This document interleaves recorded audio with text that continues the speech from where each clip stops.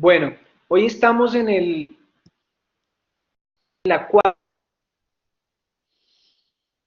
y el tema de hoy es un medio de vida digno, un medio de vida digno que viene a complementar las otras cuatro partes del estudio que ya hemos trabajado, el tema de las deudas, el tema de la paz conyugal, el tema de ser feliz con lo que se tiene, y este cuarto tema que ya nos va a permitir ver cómo es que yo me rebusco la platica, cómo es que yo me rebusco el sustento, qué es lo que yo normalmente tengo que hacer para poder traer el sustento a la casa y más que traer solamente un sustento a la casa material, es realmente cómo estoy yo viendo el sustento desde un punto de vista muchísimo más global. Uno de los primeros puntos es el tema del trabajo. ¿Por qué? Porque nosotros estamos dedicando casi 8 a 10 horas de nuestra vida trabajando.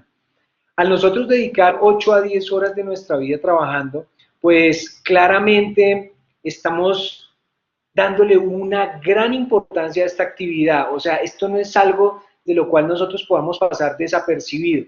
Realmente es algo bastante importante. Y el trabajo se relaciona con el tema de la honestidad. Y la honestidad es algo que verdaderamente va a reflejar lo que es Dios, porque Dios es honestidad, Dios es verdad.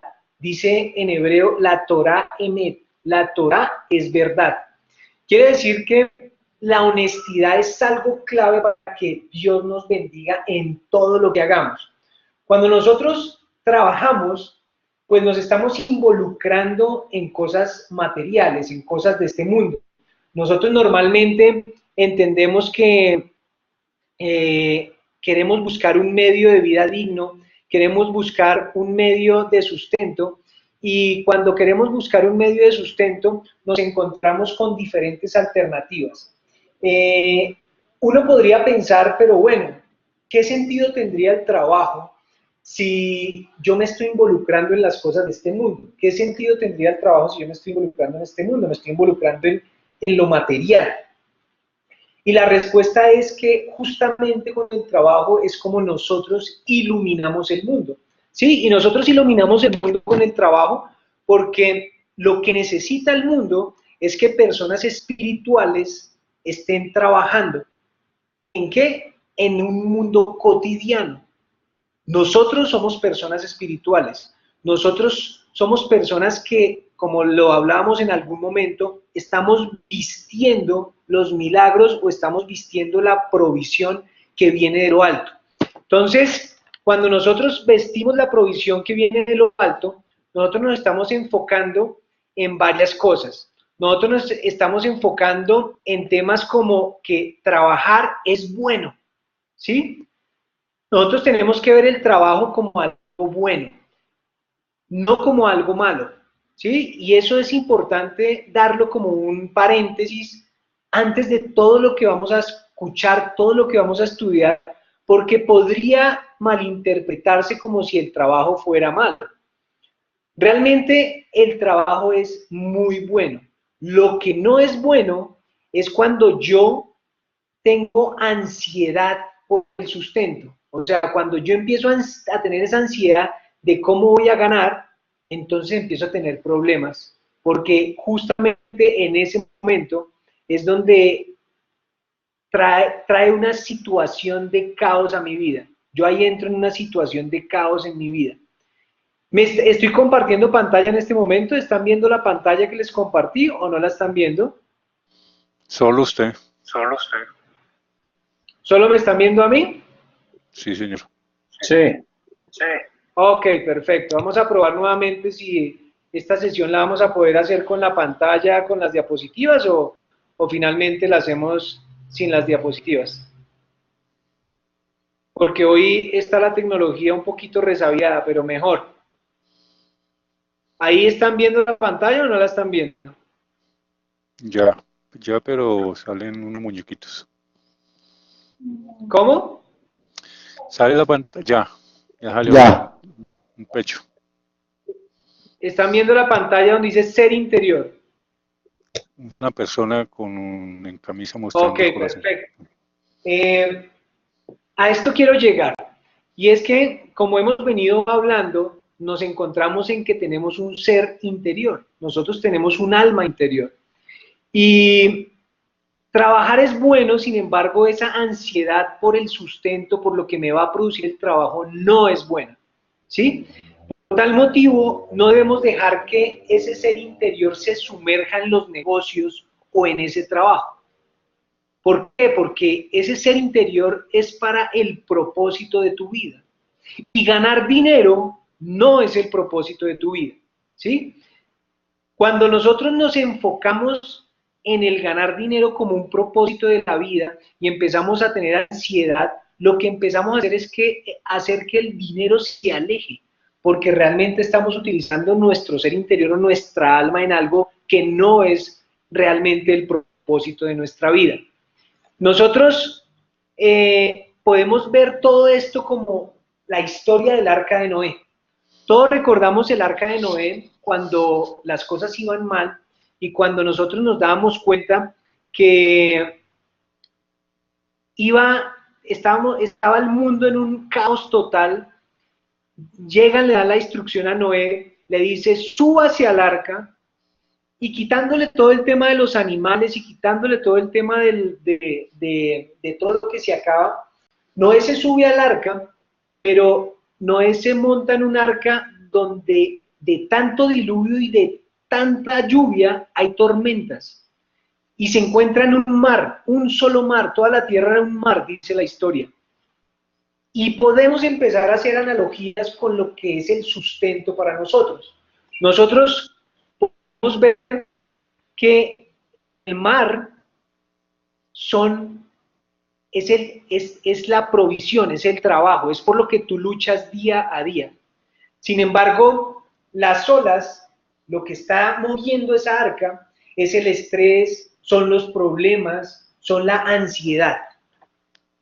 Cuando yo me meto al arca, a esa arca de Noé, arca en hebreo quiere decir Teba, y Teba significa palabra. Quiere decir que entonces tu arca o mi arca en la que nos estamos metiendo para el sustento es la palabra de Dios, o sea, la palabra de la Torá, la Biblia. Es decir que cuando yo tengo esa situación problemática, cuando yo realmente estoy dándome cuenta que mi mundo se está acabando y que no estoy logrando las cosas que tengo como expectativa, arranco un negocio o no consigo un trabajo o el negocio que tenía empieza a tener unas circunstancias adversas, pues empiezo a encontrarme yo en un mar con muchísimas olas. Sin embargo, tengo un arca a la mano, así como Dios le dijo y le dio la instrucción a Noé, mira, haz un arca para que te salves. Asimismo nos está diciendo a nosotros, mira, tienes un arca a la mano, y el arca a la mano que tienes es la palabra de Dios. Es decir, esa Biblia hermosa que tienes aquí, donde con esta Biblia tú puedes afrontar absolutamente todas las olas. Y afrontar todas las olas quiere decir que el estrés se va, los problemas se van, la ansiedad se va. Nosotros tenemos que acompañar esto de ¿qué? De la plegaria, de la oración, ¿sí? Y esa oración poderosa significa entrar en un contacto con Dios donde la fe es una de las cosas más importantes que nosotros debemos tomar para nosotros mismos. Porque va a llegar un momento donde nosotros no tenemos que bajar del arca. O sea, nosotros no vamos a poder mantenernos en el arca toda la vida. Nosotros vamos a tener que llegar así como le pasó a Noé, se acabó el diluvio y tiene que bajarse del arca, tiene que bajarse del arca. Y cuando hablamos de que tiene que bajarse del arca, significa que cuando tú entras, estás en problemas, te aferras a la palabra, estudias, oras, declaras palabras de bendición.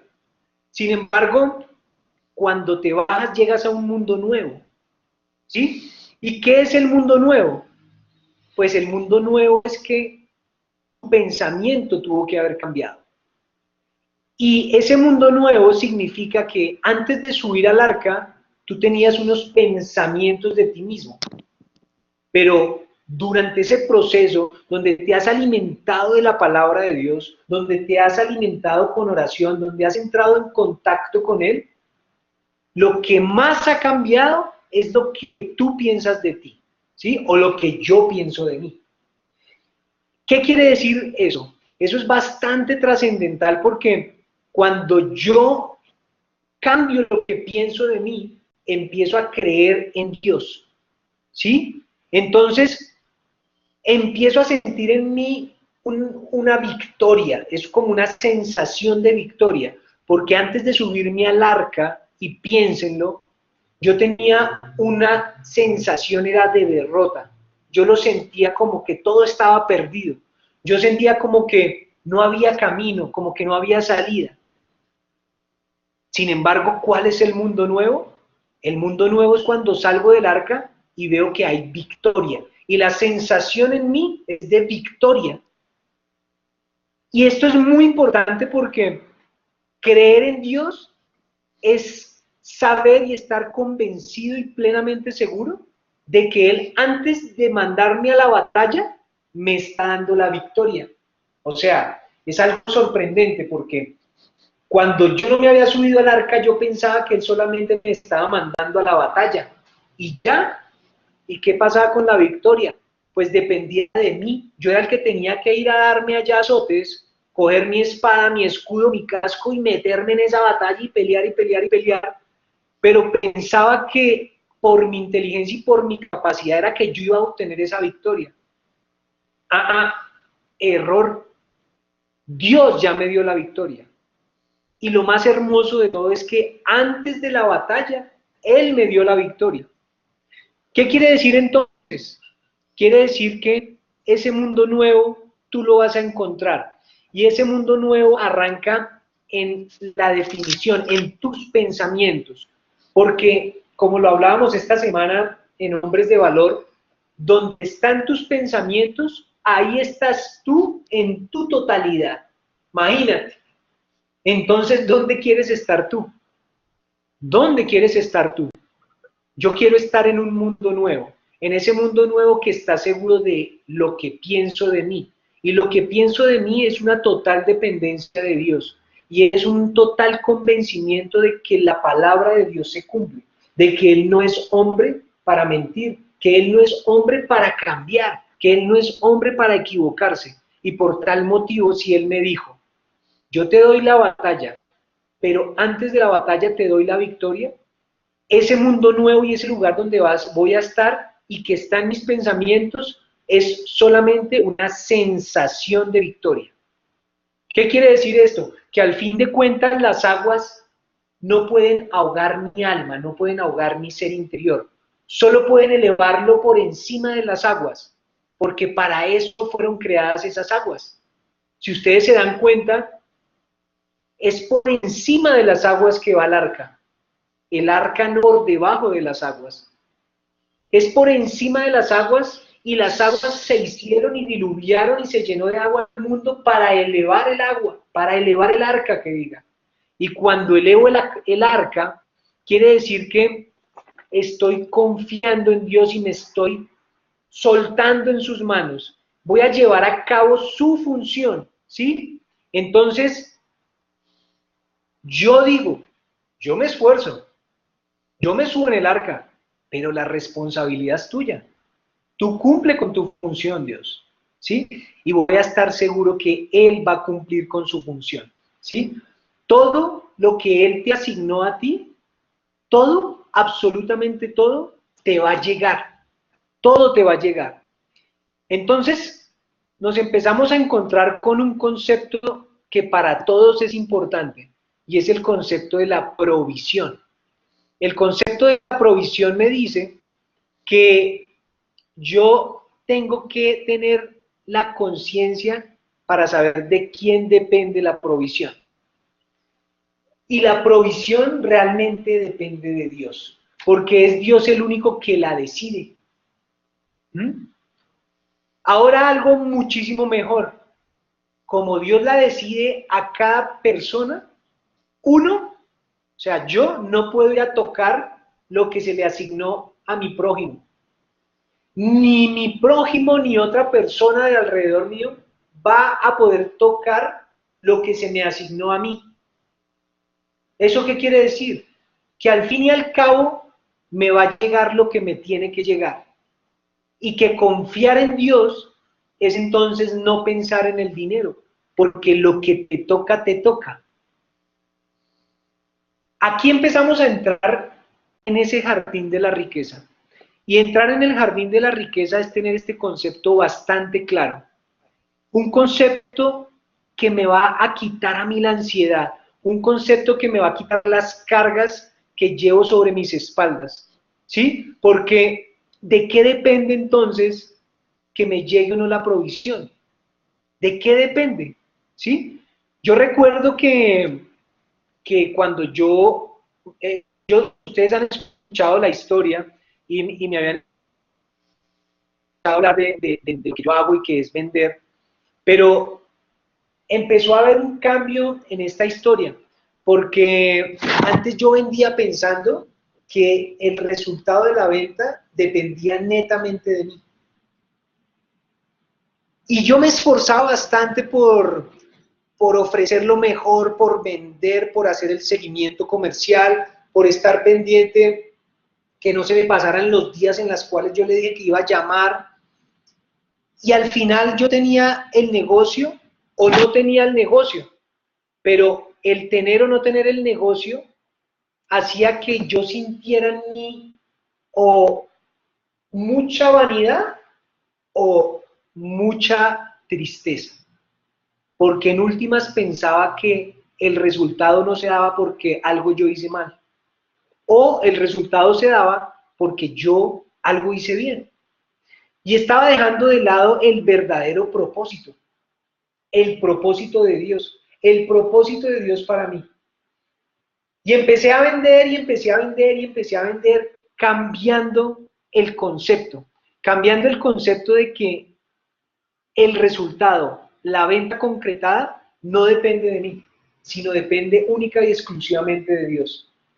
Y les cuento anécdotas muy bonitas, como que cuando yo planeo la reunión de presentar mi software, que es el caso de lo que yo vendo, ya yo no me imagino presentando el software, sino que yo me imagino que Dios ha preparado un instante para reunirme con una o varias personas que van a estar en ese momento al frente mío, que van a escuchar de mí un discurso normal de cualquier software, pero que realmente detrás de eso está lo importante, y es que hay un gran propósito, y es que nuestras almas se comunican, y si Dios quiso que yo estuviera ahí en ese momento, es porque las almas de esas personas que tengo enfrente necesitan de mí y yo necesito de las almas de ellos. Entonces ocurre una comunicación que realmente mi lógica y mi conciencia no percibe, pero que está ocurriendo. Y al estar ocurriendo, yo estoy feliz porque el propósito de Dios está cumpliendo. Es decir, que mi esfuerzo pasó de convencerlos por el mejor software, el mejor producto, darles las mejores características, a yo llegar con una sonrisa en la cara, a tener una alegría en mi ser, que sientan la felicidad, que yo pueda sacarles una sonrisa, porque esas personas cuando me recibían son personas serias, que quieren rajarlo a uno, pero entonces como ya el propósito no era venderles, sino era todo lo otro, resulta que empezaba a tener un match con estas personas, empezaba a conectar con ellas y empezaba a darme cuenta cómo las reuniones se iban dando de una forma espontánea y empezaba a ver cómo lo menos importante era realmente venderles el software. Realmente yo quería que yo estar ahí fuera bueno para ellas y fuera bueno para mí. Y empecé a darme cuenta cómo los negocios empezaban a concretarse de una forma sobrenatural, con muchísimo menor esfuerzo, y lo estaba disfrutando. Es decir que yo sigo vendiendo, yo sigo esforzándome, porque ese es el trabajo que Dios quiso para mí. Esa es la forma como yo visto las bendiciones que Él me da a mí, pero no es más que una excusa para cumplir con el propósito, porque nosotros no solamente estamos llevando la palabra de Dios cuando nos sentamos aquí, cuando estudiamos. Nosotros estamos llevando la palabra de Dios todo el tiempo. Nosotros estamos haciéndolo en nuestro trabajo. En cada actividad que estoy desarrollando, ahí estoy con una oportunidad para llevar la palabra de Dios. No con el Salmo 32, Proverbio 24, y según la palabra dice, no, con lo que yo proyecto de lo que soy, con mi sonrisa en la cara, con mi paz, con la comprensión, cómo yo soy capaz de que esa persona me hable feo a mí y yo ser tan capaz de tratarlo bien, de no dejarme perder el control, de no ponerme enojado, de que si la persona me atiende tarde, no me pongo con la arrogancia y después, no, ¿sabe qué? Yo llegué temprano. Y dices, no, ¿cómo sé que ellos son instrumentos así como yo soy instrumento para ellos? Y que es Dios el que está manejando absolutamente todo. Él es el que está manejando todos los hilos. Y todos los hilos Él lo maneja de forma perfecta. Entonces, les traigo la sorpresa para que nos cuenten una historia. Y es la sorpresa que tenía yo preparada para ustedes el día de hoy, porque parte de este concepto que les estoy contando de lo que te toca, se puede resumir en una hermosa historia. Entonces les tengo aquí un invitado. Bienvenido. Hola, ¿cómo estás? Buena, yo ya los estaba extrañando, ya te estaba extrañando. ¿Qué nos tienes tú para hoy? Salúdalos. Hola, pues hoy les tengo una historia que es muy bonita. Entonces, es de que había una vez en un pueblo muy pequeño un señor llamado Pepe. Y ese señor era muy pobre, pero también era muy estudioso de la palabra. Y tenía un maestro que también era muy sabio. Y entonces él, como era tan pobre, casi no podía tener comida, casi no podía comer, casi no podía tener recursos. Y entonces él se aburrió de estar así. Y entonces, Wow. y entonces él se aburrió y entonces estaba bravo porque no podía tener cosas. Y entonces se le vino a la cabeza una idea para poder tener más plata. Y entonces esa idea era irle a robar a una señora llamada Pepa. En esa señora él la veía todas las mañanas comprando pan, comprando lo que le placiera. Y entonces empezó a planear todo el robo, empezó a saber cuándo la gente iba a estar durmiendo, Sí. en todo el plan, ¿sí? Y pues fue a la casa de Pepa y entonces mientras que iba yendo a ir a robarle, todos estaban durmiendo y todo le salía el plan perfecto, ajá, todo perfecto. Y entonces llegó a la casa de Pepa y se metió a la casa y hasta la caja fuerte estaba abierta. Y entonces, y pues ahí en la caja fuerte estaban todas las ollas y el dinero. Y cuando él ya los iba a coger, él le empezó la duda. Y entonces, ay, ¿será que sí? Pero no, esto está mal hecho, pero sí voy a tener plata, pero no, Y entonces después de un ratico ahí pensando, entonces al fin decidió que no le iba a robar. Y se fue a la casa todo triste porque no iba a tener tanto dinero, entonces le iba a tocar igual. Y entonces se puso a dormir y al otro día lo llama el maestro. Y él, Qué susto. sí, todo asustado. Y entonces llegó a donde el maestro y el maestro le dice hola. Y entonces pues Pepe le dice hola. Y el maestro le dice, ¿tú conoces a Pepa? Y él, sí, y todo asustado. Y ya se le iba a salir la gota de sudor y el maestro le dice, y tú sabes que vive sola, ¿cierto? Porque es que el papá se le había muerto y le dejó la herencia. Ajá. Y él, sí, sí, ya con el corazón que se le iba a salir. Y después le dice, y se le pueden entrar los ladrones. Y él, sí, y ya iba a decir, ay, arréstenme. Y, y después el maestro le dice, y yo estaba pensando, y a mí me parece que usted se debe casar con ella, y Pepe, sí. Y entonces, ajá, ¿en serio? Y entonces,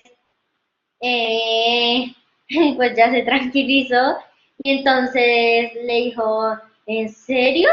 ¿Y por qué? Y el maestro le dijo, que, que porque él le había preguntado a Pepa con quién se querría casar. Ajá. Y Pepa le dijo que con un señor que sea muy estudioso de la palabra. Wow. Y pues como Pepe era muy estudioso de la palabra, entonces por eso se le había metido a la cabeza al maestro. Ah. Y entonces, preciso cuando están hablando de eso, llega Pepa y entonces el maestro y entonces se empezaron a hablar y se enamoraron y después fueron novios y después esposos.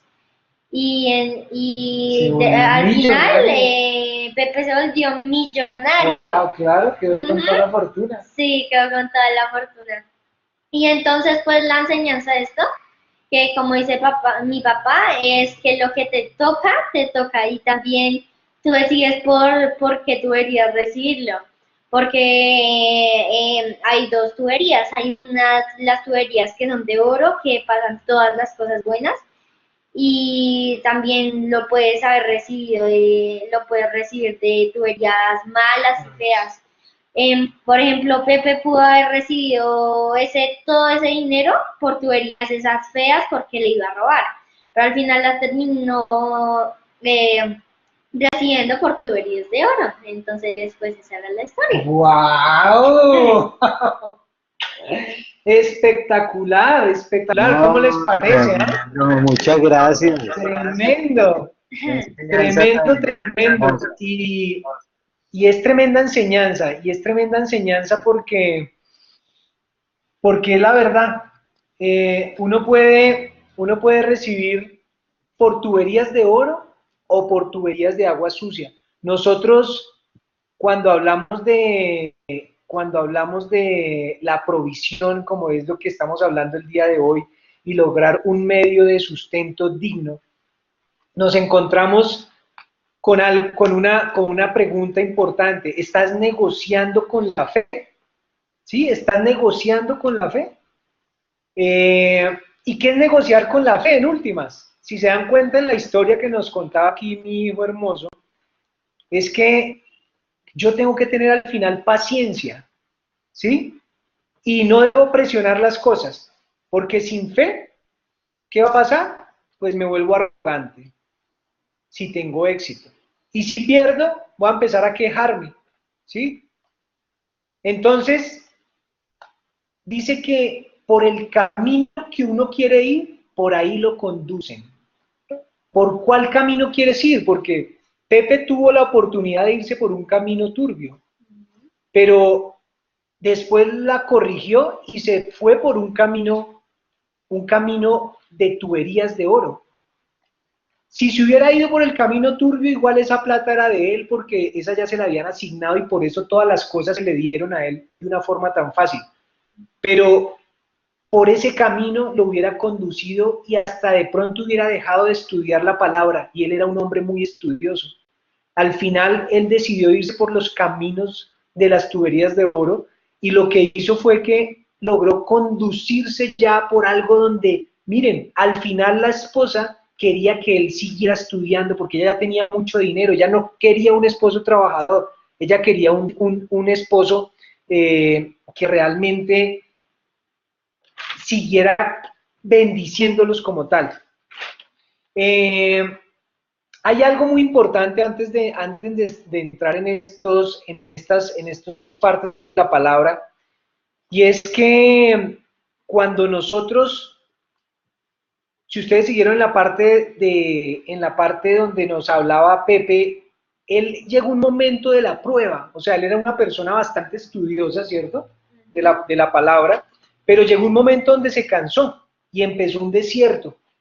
O sea, él tenía tanta fe en Dios porque imagínense, estudiaba y estudiaba y estudiaba y yo creo que conocía a Dios demasiado, pero llegó un momento de desierto donde no empezó a sentirse conforme con su situación actual, con lo que tenía. Y empezó el desierto y ese desierto pues lo llevó a un momento de tentación, ¿sí? Y esa tentación fue la tentación de robar. Pero realmente ese momento de tentación, él lo pasó, no cayó en la tentación. Y al no caer en la tentación que llegó la bendición. Entonces, la prueba es el desierto, la tentación es la duda y la bendición es la provisión, si hacemos esa analogía. Entonces, cuando nos ponemos a ver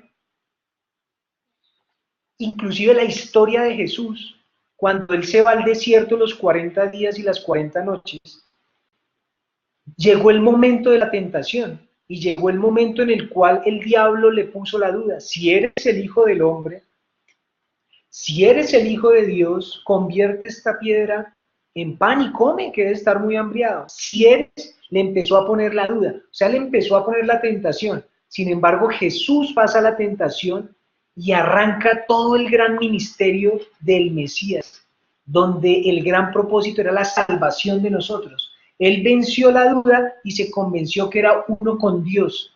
Y siendo uno con Dios, empezó a lograr entender que la voluntad de Dios era su voluntad y que si la voluntad de Dios era que Él diera la vida por todos nosotros, pues la voluntad de Él era esa también. Cuando nosotros no entendemos esto, nosotros vamos a quedarnos en la prueba y vamos a quedarnos en la tentación, ¿sí? Porque dice que cuando uno fuerza el momento me fuerza a mí, ¿sí? Entonces, ¿estoy negociando con fe?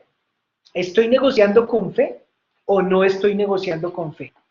Es muy importante negociar con fe, siempre negociar con fe, porque cuando yo negocio con fe, estoy saliendo a la calle a vender o estoy llegando a mi trabajo totalmente convencido de que las cosas no dependen de mí, de que el resultado al final no depende de mí. Y el negociar con fe implica una conversación constante con Dios. Y esa conversación constante con Dios es una conversación donde yo tengo que preguntarle a Él antes de cada paso. Antes de cada paso yo tengo que estarle a Él preguntando. Yo tengo que estarle preguntando, ¿este es el negocio o no es el negocio? Yo tengo que preguntarle, cuando me voy a sentar a hacer un negocio de una compra de una casa con alguien, Padre, yo no conozco los corazones de las personas, yo solamente puedo ver y oír lo que tengo al frente, pero tú conoces los corazones de las personas y tú sabes si esa persona tiene buenas intenciones conmigo, si es un negocio bueno o es un negocio malo.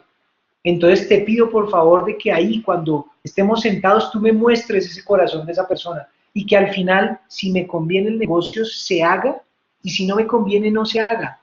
Eso es negociar con fe, ¿sí? Porque cuando yo no negocio con fe, yo estoy haciendo las cosas al revés. Yo estoy haciendo el negocio, firmo el contrato y después de firmarlo, le pido a Dios, Dios, por favor, ayúdame, que este negocio me vaya muy bien, bendícelo.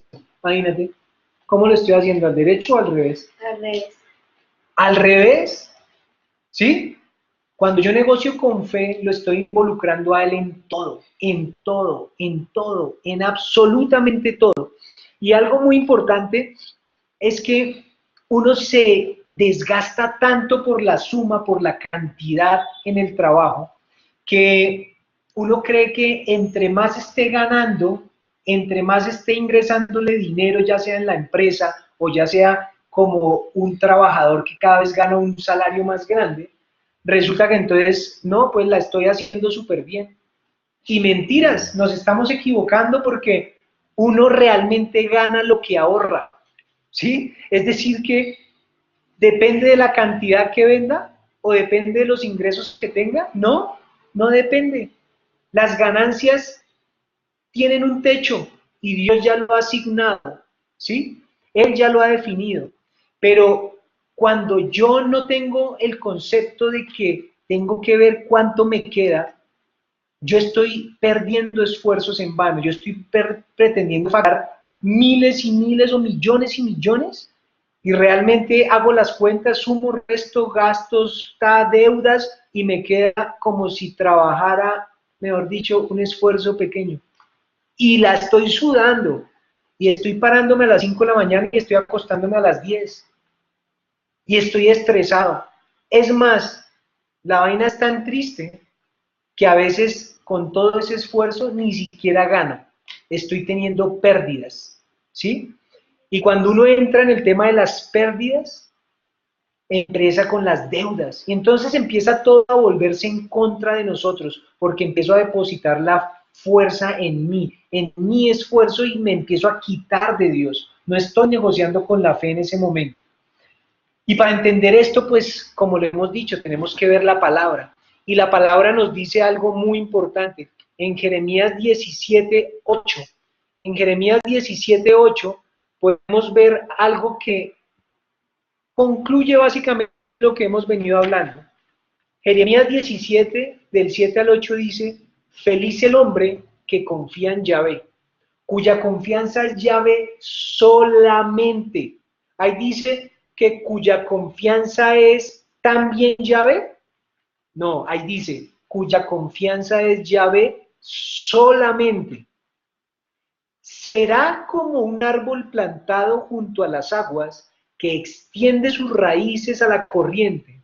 No se siente cuando viene el calor. Sus hojas están siempre verdes.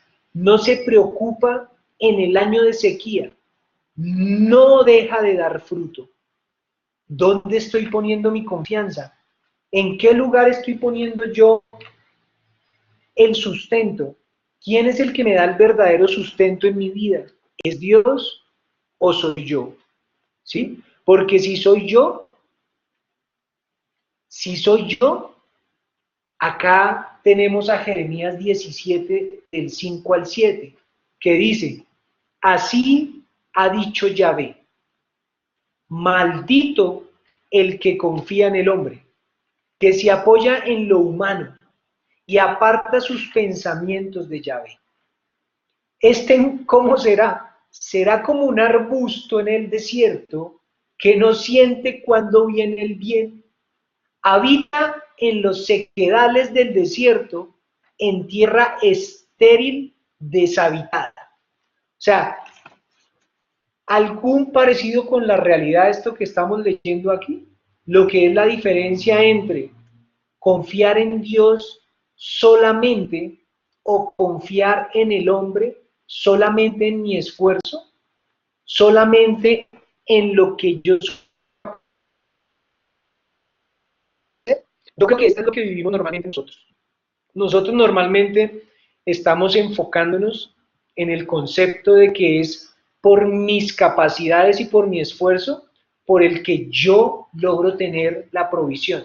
Y realmente no es así, no es por ninguna de estas cosas, no es ni por más inteligente que yo sea, no es porque yo soy el duro, no, es realmente porque Dios así lo quiere, es porque Dios ya me definió la cantidad y cuando Dios me ha definido la cantidad, pues entonces yo tengo que estar feliz. Y algo muy importante, que esto de verdad debe quedar grabado en nuestro corazón, necesito que quede grabado en tu corazón, es que la palabra, ¿sí?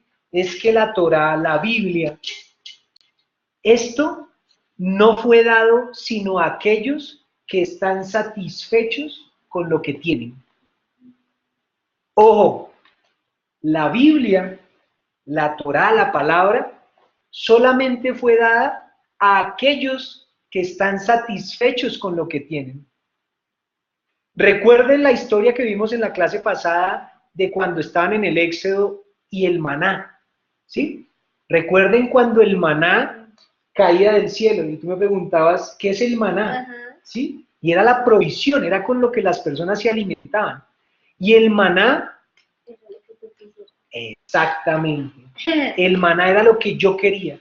Si yo quería pescado, me sabía pescado. Si quería pan, pan. Si quería sushi, sushi. Exactamente. Entonces, si hacemos la analogía de que el maná también es el alimento espiritual y es la palabra de Dios, esa palabra es para los que confían, para los que están satisfechos con ese maná, porque los que estaban satisfechos y los que confiaban en Dios, acuérdense, el maná les caía sagradito y les caía a la puerta de su tienda, a la puerta de su cabaña, ¿sí? Eso quiere decir que los que confían en Dios son dignos de la palabra de Dios. Los que confían en Dios son dignos de la palabra de Dios y dedican tiempo al estudio. Mas los que no confían en Dios, los que no confían en su palabra, pues lo lógico que va a pasar con ellos es que van a dedicarse a trabajar y esforzarse y no van a tener tiempo para el estudio, porque ellos solamente van a necesitar esfuerzo y no van a tener tiempo porque tengo este negocio y es que tengo que llegar a la casa a terminar una cotización y tengo que llevar hacer una propuesta y entonces no sacan el tiempo que ustedes están sacando para aprender, por ejemplo. Ese tiempo no lo saca una persona que no tiene la confianza en Dios porque ese tiempo es algo dedicado a su esfuerzo. Es más, puede que esas personas que no tienen la confianza en Dios dediquen tiempo a estudiar, pero cuando estén estudiando o están leyendo la palabra, lo más probable es que tengan su cabeza aparte, ¿sí? Entonces, aquí es muy importante concluir nuevamente que tener fe, tener emuná, fe en hebreo, es tener paciencia, no es ser impulsivo, ¿sí?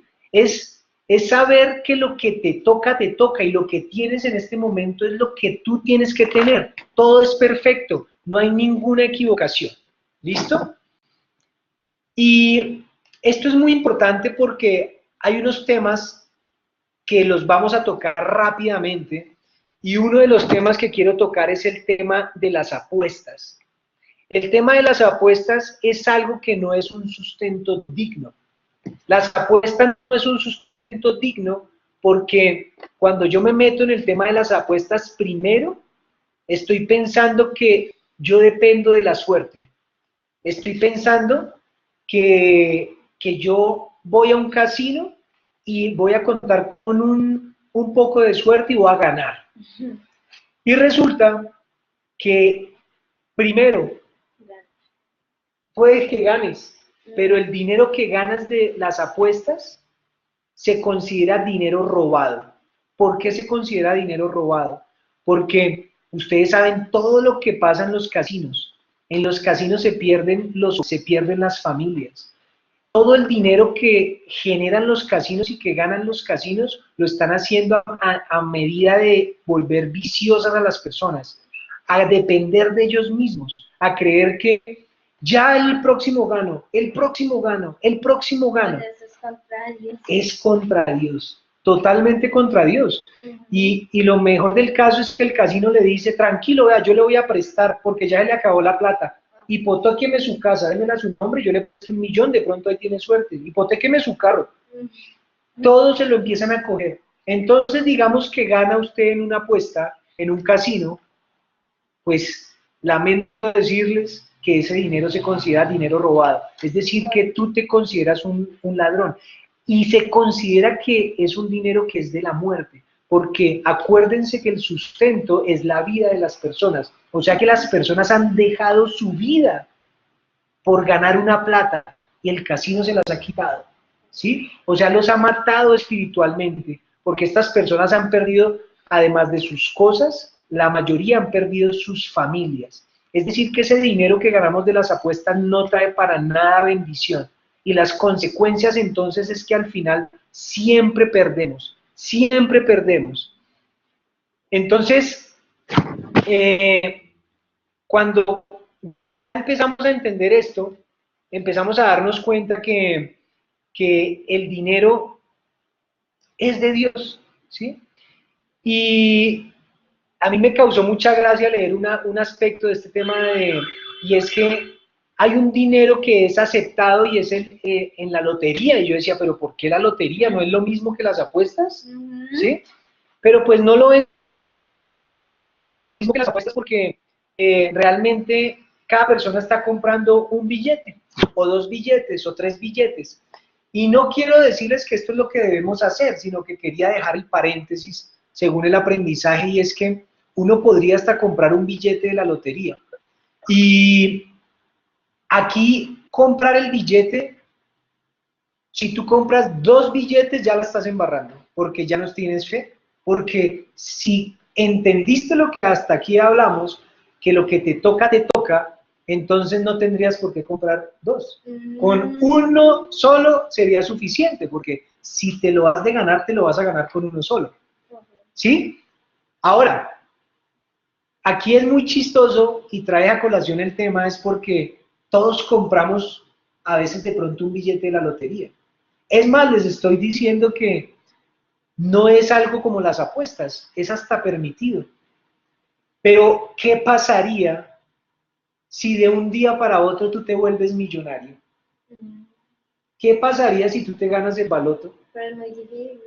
Pero, ¿qué pasaría si Dios dice, le voy a dar este baloto a Carlos Mario, 10.000 millones de dólares, y de un día para otro me volví millonario? Tengo toda la plata del mundo. ¿Qué pasaría? Pues me compro muchas casas. Sí, eso es lo primero que se viene a la mente.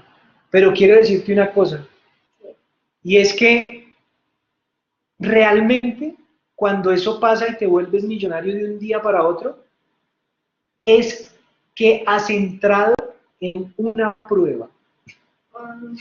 Y quiero decirles que es la prueba más difícil de pasar.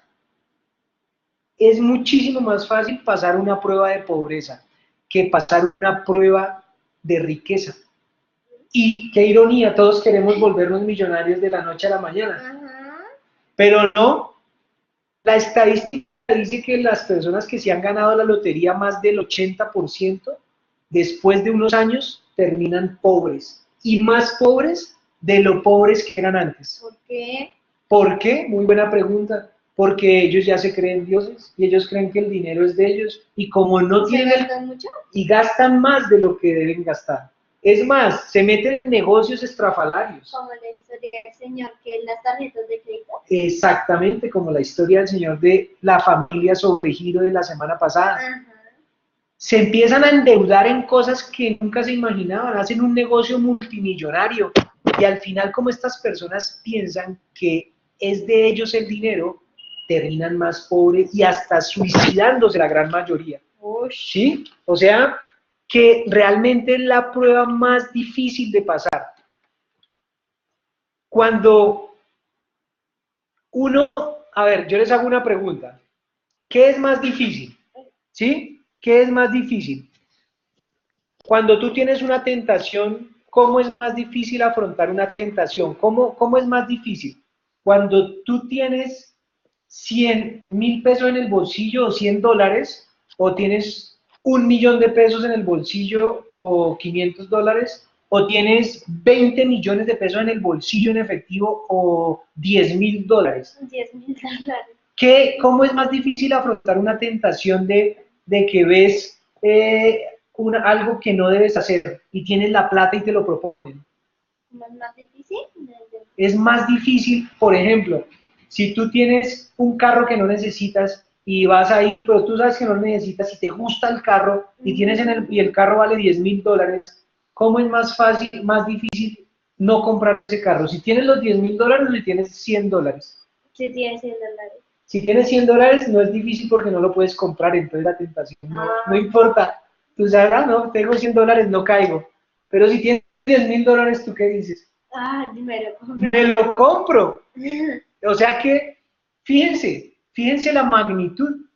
O sea, la magnitud es que realmente es muchísimo más difícil pasar una prueba con muchísimo dinero. Y todos lo deseamos, es lo irónico de la vida, pero Dios es tan misericordioso y tan hermoso que no nos deja ponernos esa prueba a todos, porque Él sabe quién puede soportar la prueba y quién no puede soportar la prueba. Y dice la palabra que Él no va a darte una prueba que no puedes soportar, ¿sí? Y eso quiere decir que este camino por el que vamos, por el que estamos estudiando, lo que nos está haciendo es crecer en fe, nos está haciendo crecer en el espíritu. Y únicamente una persona con una perfecta fe, únicamente esa persona puede manejar grandes cantidades de dinero, puede manejar millones y millones. Entonces, ¿dónde quieres trabajar? ¿En qué quieres trabajar primero si Dios está diciéndote? Únicamente una persona con una fe perfecta o no perfecta, con una gran fe, con un crecimiento espiritual grandísimo, es el que puede manejar miles y miles de millones de dólares. Entonces, ¿en dónde vas a trabajar primero? Siendo futbolista. En la fe y luego siendo futbolista. Exactamente, ¿sí? Entonces, la conclusión es que debemos saber que todo es de Dios, que el dinero nunca soluciona los problemas, ¿sí? Que la fe es lo único que soluciona todo y lo soluciona de raíz. Que rico no es el que más tiene, sino rico es el que es feliz con lo que tiene. O también, que rico no es el que más tiene, sino el que menos necesita. ¿Sí? Ese es el verdadero rico y ese es el rico que nosotros debemos buscar y ese es el jardín de la riqueza por el que todos queremos pasar. Porque solo teniendo la fe, solo teniendo ese crecimiento, vamos a tener la capacidad de tener todas las riquezas de este mundo y Dios va a decir, le voy a mandar esa prueba a Carlos Mario porque él ya es capaz de pasarla. Porque yo sé que todos los millones de dólares que le ponga siendo futbolista, los va a saber administrar. No se va a volver un loquito. ¿Sí? ¿Lo entiendes? Sí. ¿Pero qué? No. Porque siempre tenemos un pero. Entonces, muchísimas gracias. Hemos llegado al final de la cuarta sesión de estudio del Jardín de la Riqueza. Las sesiones que vienen nos van a quitar velos que no nos imaginábamos que teníamos y nos van a acercar aún más a ese crecimiento espiritual, a ese crecimiento en fe que nos va a permitir tener las riquezas materiales que también vienen de Dios, porque nosotros aquí no estamos diciendo que sean malas, ni que no quiera alcanzarlas, estamos diciendo que el jardín de la riqueza no se tiene pensando en que el dinero es lo más importante, sino que lo más importante es cumplir con el propósito de Dios, ese propósito que pensó cuando pensó en ti, cuando pensó en mí. Y tener fe. Excelente conclusión. Muchísimas gracias.